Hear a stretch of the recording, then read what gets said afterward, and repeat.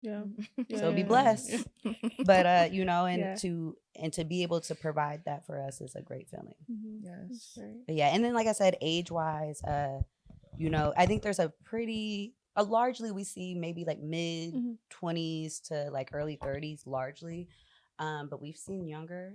We've had a mom bring her like probably about 16, 17-year-old daughter, which was a, you know, really dope experience to see. And like I said, we're starting to see an older crowd come Yeah. out. So like that's also really, really great. Yeah.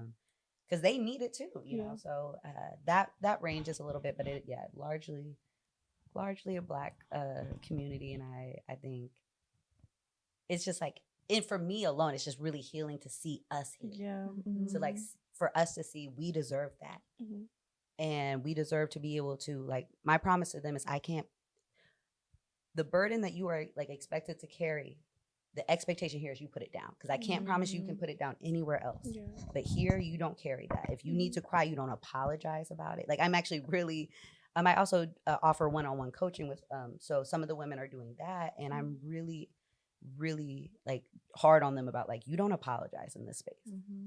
Yeah. Like as long as you're not harming another person, like you Yeah. do not need to apologize. Like you don't need to apologize for crying. You don't need to apologize if you need a moment to yourself, venting, whatever it is.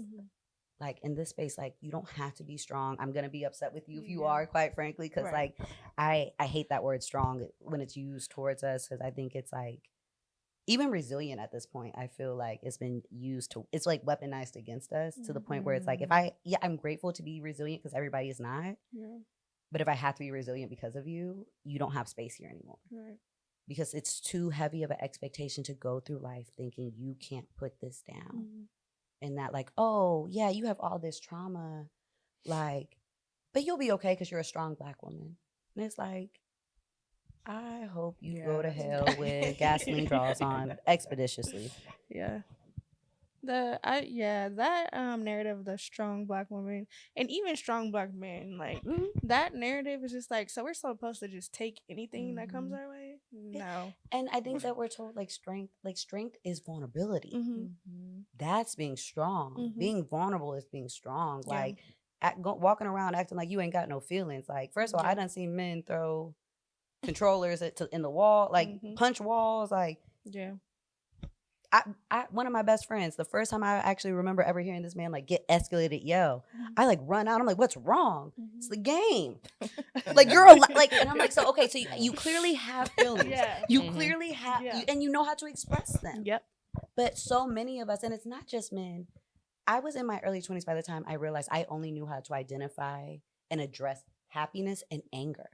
And so many things I was feeling, I would identify as anger because I had no other tools for anything else. And I didn't have the words and the language to identify anything else. And once I really reflected on that, I'm like, oh, I was sad. I was disappointed. I was hurt. Like anger is such a secondary emotion. And you know, so many of us aren't taught how to actually sit with our emotions, how to identify them, how to not be reactive to them. Right, both men and women. Like the whole narrative that women are just so emotional is like, sir, I'm a woman. I have a vagina. Like last time I checked, at least, you know, and I'm not a very reactive person at all. Like I'm more likely to look at you like you lost your damn mind and walk away every single time. We definitely do the same things as men, not in the same way, but like with women, if we shut down, we get attitudes. Like sometimes some women don't know how to express how they feel too, like you said. So it's not like that we don't like not know how to either, but men just, they don't say anything, we get attitudes. Like it's the same. Well, we've been socially like conditioned to think like this is how a man is supposed to happen. Like what is like boys don't cry, and like and then girls being told like it is acceptable to be, because I also think it's important for women to realize like you have to learn how to not be emotionally reactive.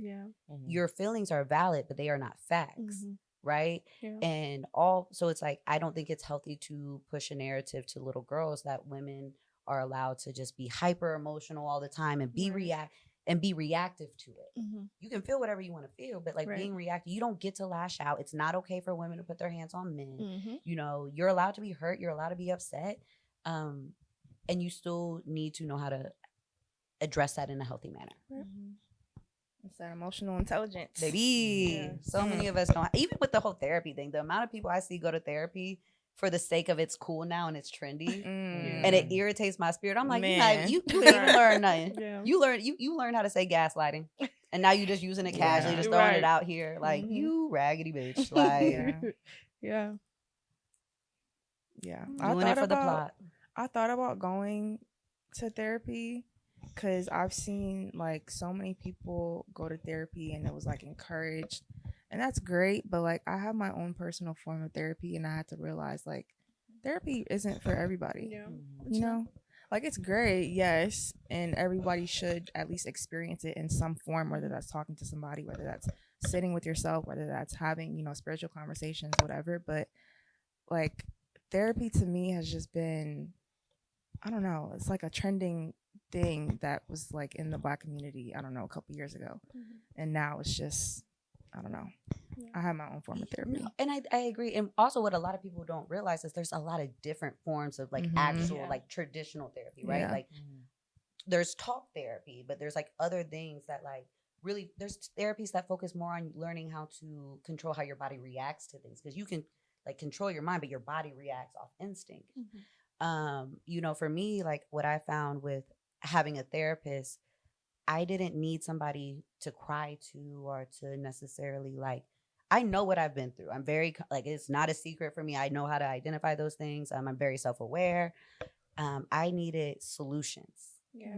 I needed, and so for me, solution focused therapy was the type of therapy that was beneficial to me. And the reality, like, I'm in conversations right now with my therapist about branching off into something different and leaving the more talk therapy environment, because we've kind of gotten to a point where it's like, okay, like this is great and it's helpful, but it's not necessarily, I'm just not necessarily in need of that kind of support at this point in my life. And maybe it's, at a different chapter, it might be something I want to revisit, but like, I'm, like you said, there's just so many different ways to be able to practice what a traditional therapy session would give you. Yep. I think my whole take on it was I liked the fact that I could talk to somebody that did not know me, did not know who I was talking about, like a very non-biased like perspective. And that kind of helped me in not taking sides, because like I talk to my mom about a lot of stuff, but I can't really talk. I mean, I can talk to her, but like But that's your mama, right? Like she'll always give her opinion because she knows these people. She knows these people. So if I'm talking about what happened in my family, or what friends are, like she knows them, she's always gonna take my side because I'm her daughter.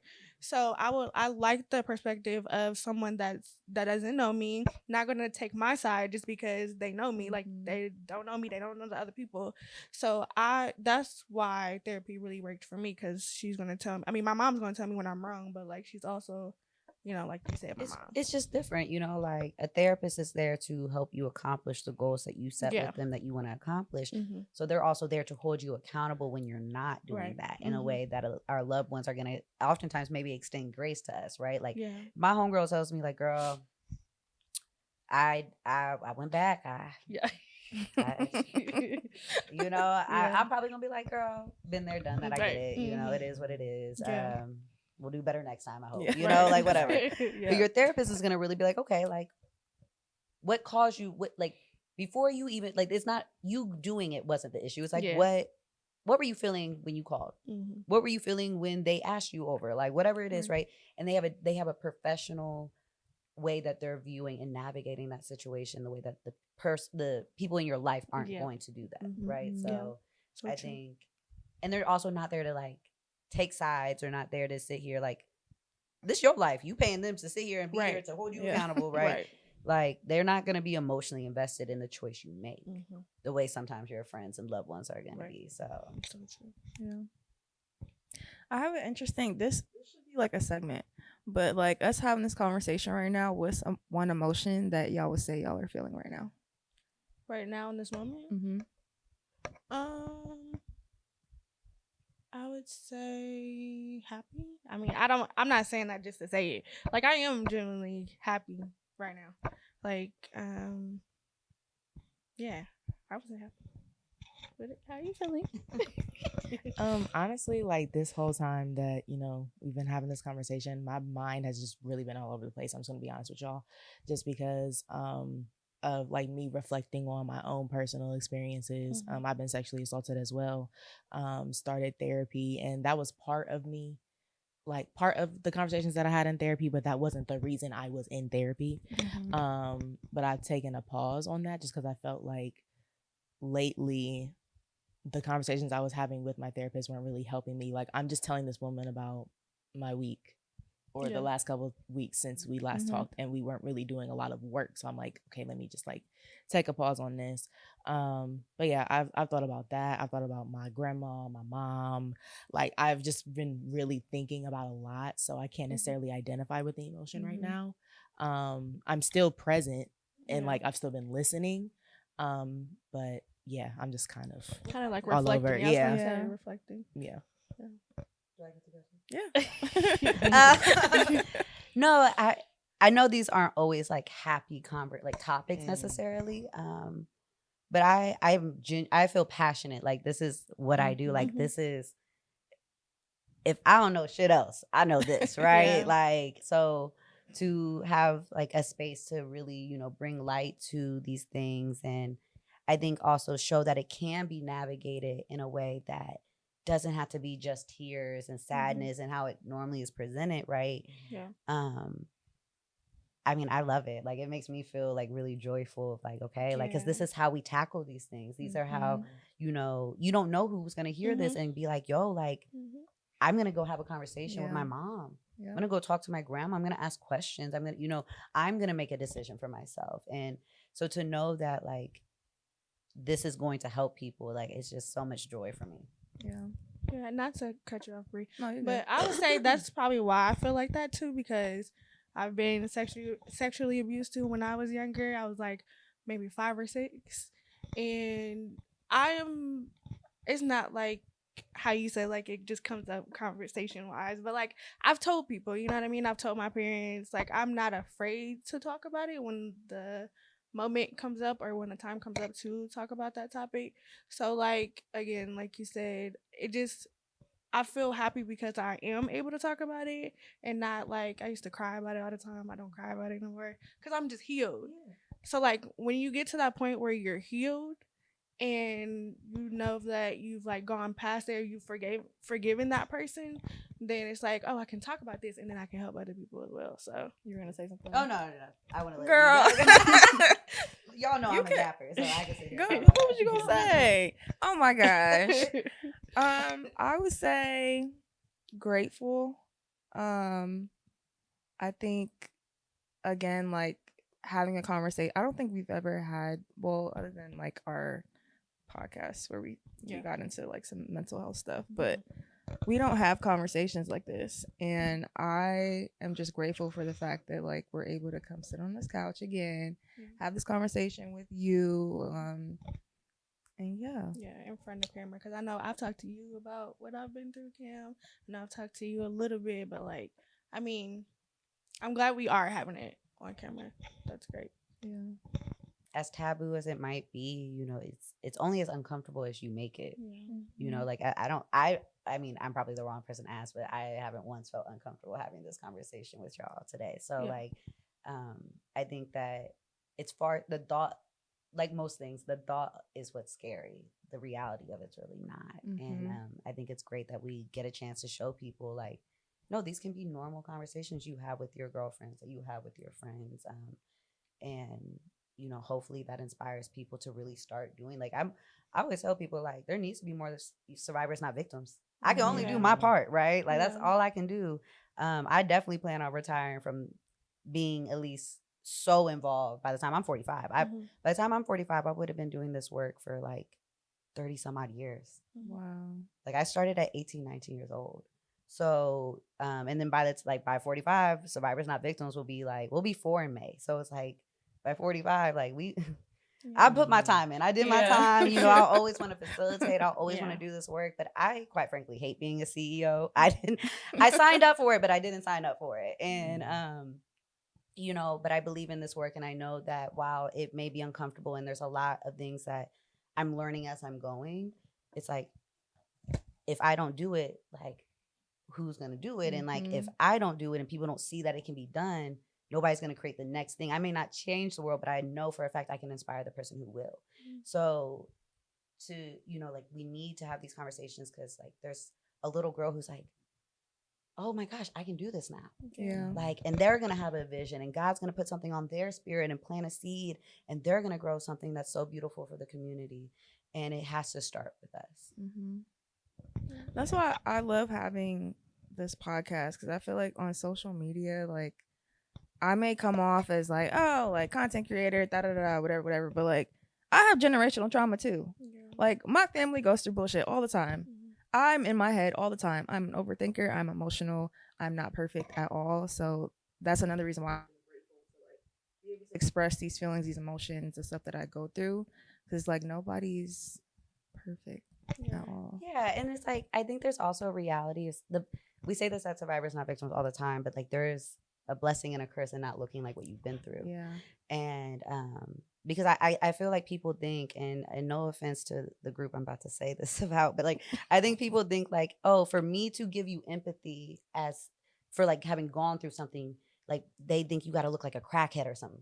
Like you got to like look like you've been through it. And it's like, first of all, that's not the norm. First of all, there's crackheads who don't look like what you would think a crackhead look like. I know a couple cokeheads that I'm like, that's your business. But like, you wouldn't necessarily think it just because like they don't look like it per se. But it does, like, people are carrying things.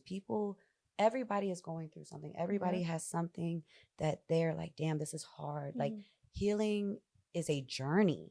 Like, I personally, I don't know if there's ever a time in my life I'll say I'm healed. There's probably things that, okay, like that version of me is healed. And like, but like when I think about even just my childhood trauma, like I'm in a good place right now overall, because I know how to identify my triggers. I know how to cope with them in a way that I find to be healthy at this time. But like, there's also been coping mechanisms that I'm like, ooh, that doesn't work for me anymore. Or like when I think about, oh my God, what if I have kids? Like, what does that look like for me as, healing?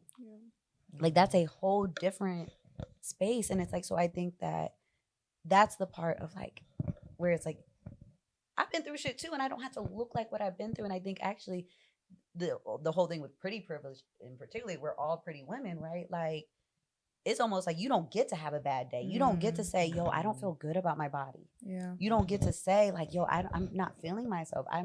I have insecurities too. Like, like people will say things to me. I'm like, oh yeah, I don't like this about me. I don't like that. And then it's like they'll think you're fishing for a compliment, or you're just trying to be like, it's like, no, like I'm human. Yeah. Like, and none of us are born with insecurities. So it's like, these are things that have been told to me, like rather it was in childhood, as an adult, like those don't go away just because that's not how you perceive me. Yep. So I think that there is such a reality that it's like, oh, if she looks like she's okay on social media, she must not have any problems.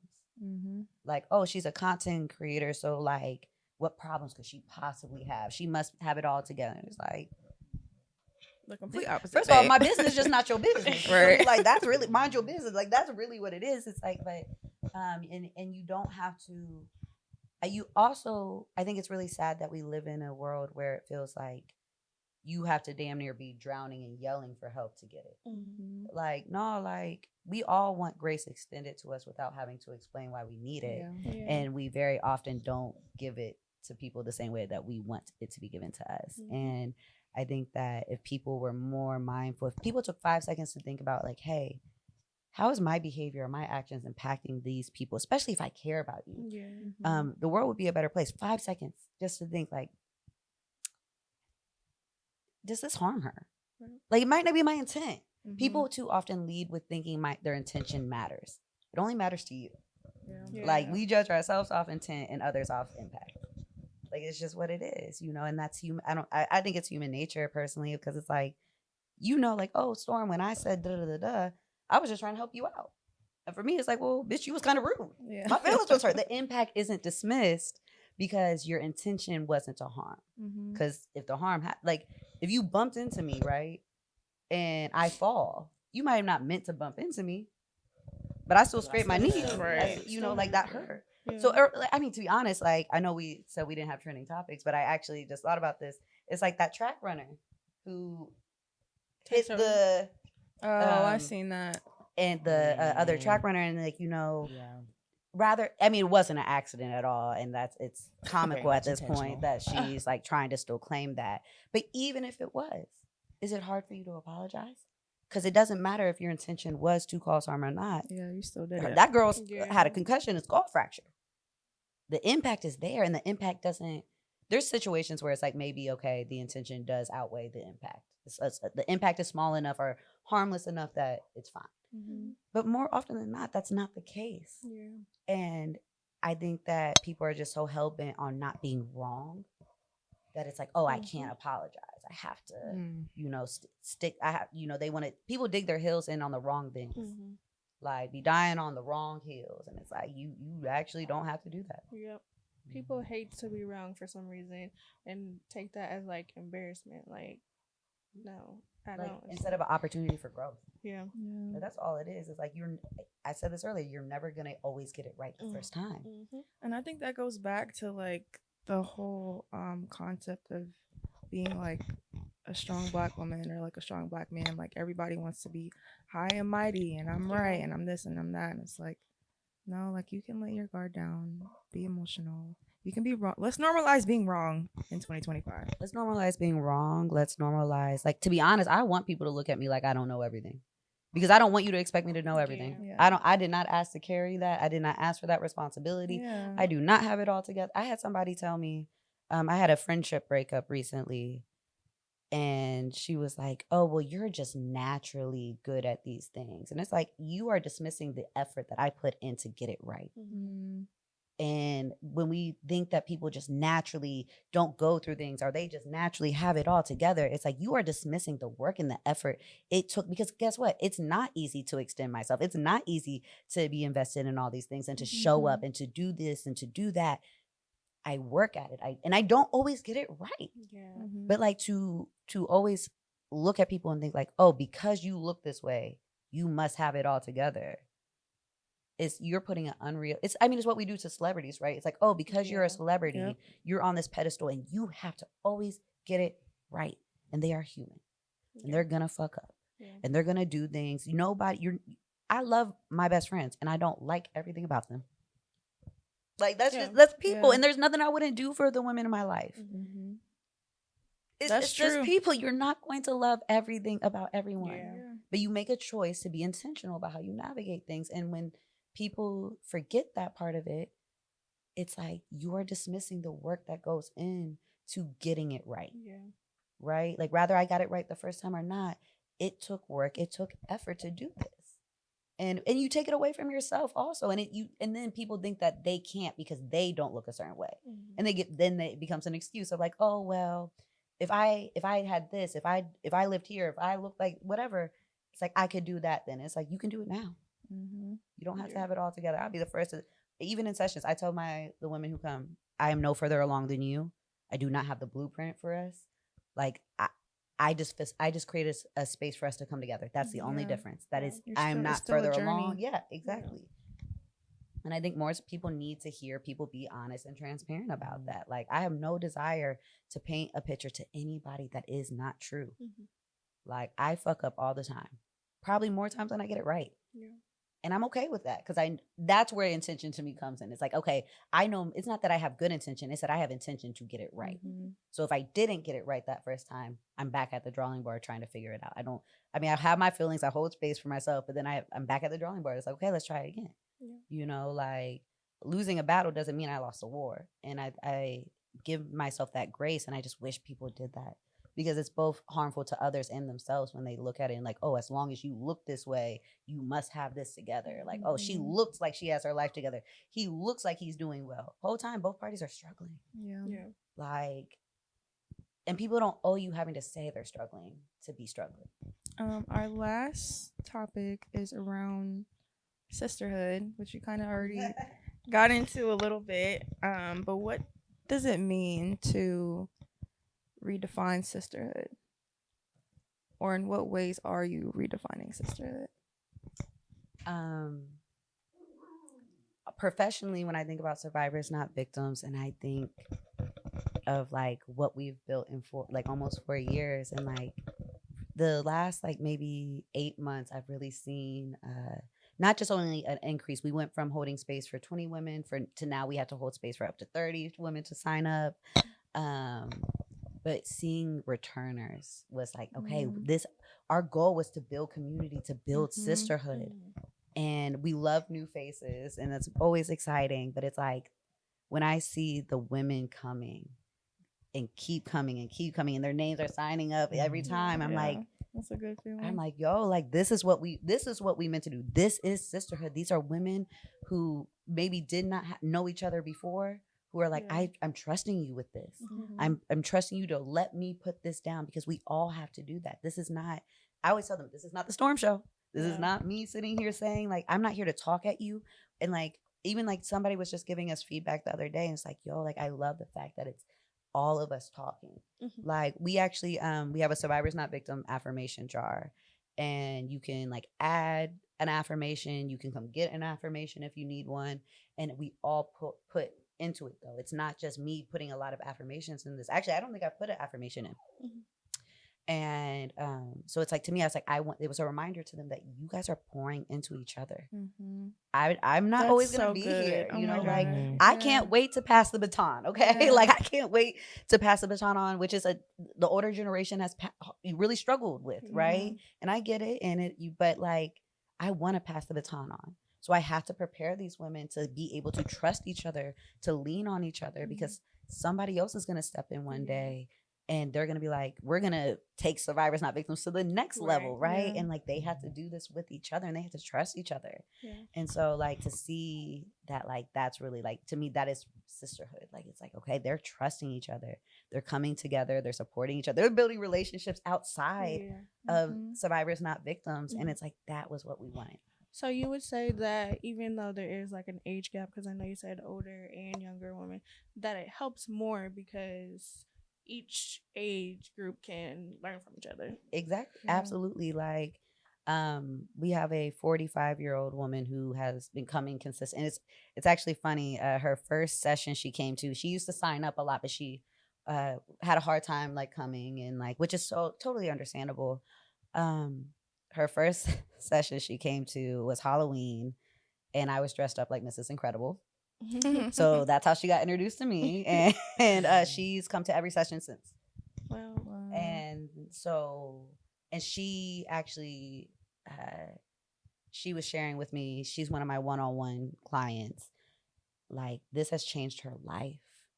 She's never shared these things with anybody. She brought her daughter. That is why it's important to have those women come, because they're like, she's holding space for her daughter. She's 45, but her daughter's 21. You know, like, she's making sure that the struggles she experienced, her daughter's not going to, right? Or at least that her daughter will have the support to navigate it differently. And that is sisterhood. That is, you know, the power of holding space for all of the generations. I didn't want it to just be women who looked like me specifically, who are in the same space of me in life, right? I wanted everybody to know this is our space. This is not my space. This is not like, this is ours. And to see them value it as if it's theirs as well, like, it's a great feeling. That's how I would define sisterhood, is just a safe space. Like, whether that's on the phone, whether that's, you know, coming over. Like, Brees comes over all the time. She doesn't have a key, but like, we have keys to her place, you know, like little stuff like that. Or like being at the store and being like, hey, my friend will like this, let me get it for her. You know, like little stuff like that, that it seems so small, but it's so big. Like, I can't count how many times like I've called you or you called me, and she will come over like that same night. Absolutely.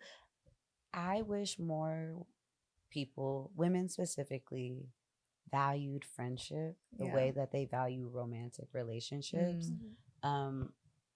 I was just talking with one of my best friends, and we both agreed, like, our friendships matter more than any like romantic relationship ever will. Like, and it doesn't mean that it won't matter as well, but like, I'm not giving up my friendships to be in a romantic relationship. And if that is a requirement, I'm not meant to be in that relationship. Like, these people have been here and they have shown that they're going to be here regardless. Yeah. And it's not even just like just women, but like, because I have male friends who like, it's a like if you think that they're going anywhere, you're gonna go first. Yeah. Because like Yeah. they matter. Like they Mhm. and I'm not going just because they're a man doesn't mean that Right. they're not just equally important. But like I said earlier, like women need women. Yeah. Mm-hmm. And so like this whole mentality, like I don't understand. And I know it happens and I know it exists, but like when I see women talk about like, oh, women are so catty and women are this, like the best people in my life, the Yeah. healthiest area of my life since I've been at least 25 and I am about to be 31 has been my friendship specifically with women. Mm-hmm. I There's would say that too. I'm sorry, No, not to you're cut you good. off, but I would say the same thing too. Like I get into it with men more than I get into it with the women, to be messiest bitch you honest. know is a man. Like, and I'm not trying to put any man down, but that's just been my experience. And growing up the oldest of 4 girls, like I've always been taught to be tight knit. Even if me and my sisters are fighting, arguing, or whatever, my mom and dad raised us to be so tight knit. Like even like all my sisters, we don't live in the same area. I just have one sister here, but like I still talk to them all the time. I just always been like that with my female friends. So yeah, I definitely get that. That's why I don't understand why people act like they don't need friends. Yeah. Or somebody that's like okay with just having like one or two. You know, y'all seen that on social media where it's like this narrative of like I don't need like girl. Yeah. I hate the no new friends. I hate Yeah. that. Yeah. I also hate like kind of like what you were just saying of like, oh, I don't need anybody. Like God did not create us to be isolated Yeah, creatures. Like exactly. literally, like Yeah. He meant for us to be in relationships with Right. others and with each other, right? And so it's like you can't do anything in life. Survivors, not victims. As much as I am the one who really did I put in the work day in and day out, but Survivors Not Victims does not exist solely because of me. Mm-hmm. It exists because of LC, the founder of Zora's House. It exists because of Tasha, the program manager. Mhm. That was the first person I ever presented the idea to. First person in my, like, out of my friends, anything. Like, and she told me rather Zora's House picked it up or not, she was going to support it full fledged. You know, LC making the decision to trust me and trust my vision, you know, to allow me to be the first member led program there. Like, and then not even like, and when I think of the women in my life alone who supported me through that, because there's been a lot of sleepless nights. There's that first year and a half sucked. There were so many times I wanted to quit and nobody knew because I never got the chance to, because people would be like, oh, when's the next session? I'm like, well, damn, I guess like I'll let you know. I gotta do this. And but all the nights that like my girlfriends like let me cry, like have panic attacks. You know, it's very rare, but you know, I have sessions where I get triggered, and you know, at the end of the day, I do have to hold it together, to a certain extent. You know, I want to lead with vulnerability in that space, so they know they can as well. But there's a reality if there's an expectation of me, Right. and you know, when I think of the times that my girlfriends have been there through panic attacks and like me like feeling triggered and like both tangible, like in a tangible and intangible way, like I could not have done this by myself. And I don't see how people think, like, even if you think like a business owner can't be successful if he doesn't have customers. Right. So you didn't do this all by yourself. Your customers supporting you played a role in you building the success. Like the whole concept of self-made is not real, really. Like now I never want to take away from anybody's hard work. Yeah. But nobody does anything by themselves fully. You didn't even get that idea from yourself. You got it from God. God Maybe inherently. So it's really not. Yeah. So it's like inherently, nobody is self-made and nobody is meant to do life by themselves. I mean, when you look at prison, people going into the hole and what it does to them, being by themselves, being isolated. That's a real thing. And so I don't know why people can understand it in that capacity and not also apply like, now isolation feels safe. It does. And that's a real thing. But people also fail to realize that is why isolation is a unhealthy coping mechanism. Because as safe as it feels, it's really avoidance. You cannot avoid the things that like, you're not healed if you have to avoid a trigger. That's a reality. Like it might make people mad. It might like, but the reality, if you had to avoid it, you're not healed. And it's fair. That's so fair. It is so fair. Like I'm never going to tell somebody to go seek out their triggers. That's something you have to navigate and you have to decide what that looks like for you. But I will tell you that means you're not healed because you're still allowing it to control you. Triggers are gonna happen and they're gonna exist. Yeah. That's why I think, and I think we spoke about this a couple seasons ago, but we kind of had a little mini debate about like if trauma truly goes away. And my take on it is that it doesn't. You kind of just learn how to like navigate through those specific situations. And I think you even touched on this earlier because, like you said, like you're gonna have kids, and that's gonna be a completely new experience for you. So like, how are you gonna react when kids are in the picture? When you get married? When you know your heart's broken? Like, how are you reacting, or what? You know. I'm not saying this is a fact. I want to be very clear, but I do firmly believe trauma becomes ingrained in your DNA. That's why generational curses happen. Like, in my opinion, I'm not saying it's real, but like, and then and that's the generational curse comes when two unhealed people have this in their DNA, and then they create another being, and then they're not doing the work on themselves, right? So now it's just this child's born, and it's gonna keep repeating itself. So it's like trauma. I mean, trauma is trauma, right? Like I think that we make light of it, and part of that's probably because people make things trauma that isn't trauma. It's like, bro, like it's like the concept of white tears. Like, okay, like it's like, you know how people will joking and say like, oh, men will say somebody hurt their feelings in 5th grade, and now that's why they won't commit to a relationship at 45 years old. And it's like, okay, that, you know, there's levels to this shit, but like real genuine trauma it's heavy. It's not easy to deal with. It's not something, again, it's not something you're meant to deal with alone. So, you know, I think that we have to be honest about the fact that trauma is not something that just goes away one day. It's something you learn to deal with, hopefully, and you do, rather it's healthy or unhealthy. And it gets easier. I think that as we were saying earlier, like there's certain things that like, I don't think about the physical aspect of what I experience very often anymore at all. Like I'm past that point in my life. But I definitely think about how I was failed and how that trauma impacts me, right? So it's like once you get over one level of it, it's like there's another level. It's like the last boss you got to get to, right? Like in a video game. And the reality is like if we're meant to grow the rest of our lives, that means we're going to probably heal the rest of our lives as well. And I think you get a choice in how you look at that. It can be a burden, which it is heavy, don't get me wrong, or it can be a beautiful thing, like okay, like, so even if this chapter was hard, I now have more tools. I have more resources. This next chapter I can navigate differently. And it's like, and no matter if this is difficult right now, it's going to be better here soon. The balance of life is that there's going to be good and bad. So that means that if you're in a bad space right now, there's going to be good coming at some point. And you get to decide how you navigate that. It's all, I said this earlier, we always have a choice.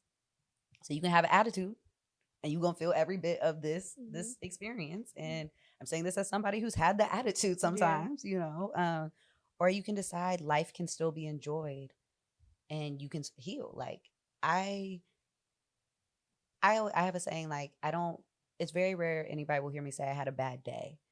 I might have had moments that I didn't love. It may have not been my favorite day, but like if I could laugh one time, it inherently isn't a bad day for me. You know, and that is the choice of it all. Of like, you get to decide how you navigate this. Like, you get to decide if you stay stuck in that space. Like, especially once you're an adult, like you grown. You don't have to do this. You don't have to stay. You don't have to be miserable. But you can be. That's your business. Right. Like, but you don't have to be.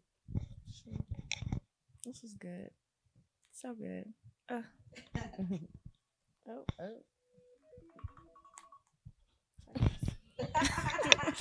That's is that your bedtime alarm? No, it was for security. Oh. Any last thoughts? Thank you for joining us in a Thank you for conversation. having me. You're so dope. This, like, off of first impressions, like, this was just such a great conversation. Like Bree said, like, we tried to have more deeper level conversations, and you are literally the perfect person. Like, so thank you. It was such a great time to be here. I feel like it's been a while since I've really done podcasts, so it's like this is a really nice.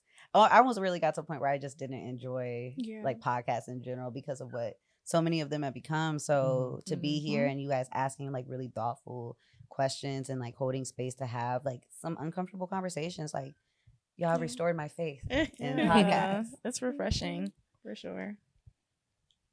I always love seeing you. Literally every time I see you, it's like, hey girl. Even yesterday at the bar crawl, hey girl. Yeah. Sounds about right. Well, thank you for coming on. Do you want to shout out like your Instagram? Yes. So Survivors Not Victims 614 is our professional business page. And then if you want to see cute and funny things, because that's all I post, my personal Instagram is the Storm. That's TH3 Storm __. Okay. Well, I am Bree. Storm. I'm Cam, I'm Breeze. and this is Black Women Link Up.